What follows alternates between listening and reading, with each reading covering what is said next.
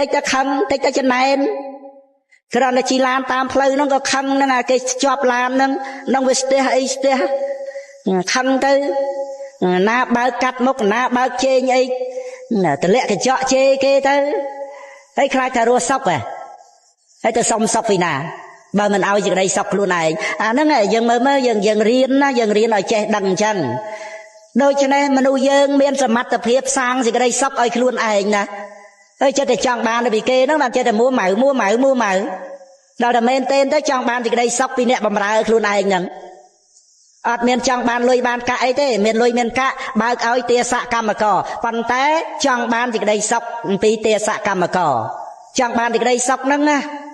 ចង់បានយ៉ាងម៉េចចង់ថាឲ្យគេធ្វើអីឲ្យត្រូវចិត្តធ្វើអីឲ្យវាត្រឹមត្រូវធ្វើអីឲ្យវាលឿនធ្វើអីឲ្យវាល្អអាហ្នឹងឯងសិតតែចង់បានពីអ្នកដទៃដល់ទៅវាអត់បានដូចចិត្តឃើញឯងមួម៉ៅហ្នឹងខិនក្រោតហ្នឹងណាវាល្ងងណាវាភ្លើណាអីចឹងទៅហ្នឹងឯងបើគេឆ្លាតដូចយើងគេមកធ្វើចវាយយើងហើយមិនមែនទុកឲ្យយើងធ្វើចវាយទេអាយុ50 60ចាស់ញួរឲ្យមកបើកទ្វារឡានឲ្យយើងហ្នឹងណាគ្រាន់តែកាត់យឺតបន្តិចហ្នឹងស្ដីថាឲ្យគាត់តាឯងវាចេះតាឯងវា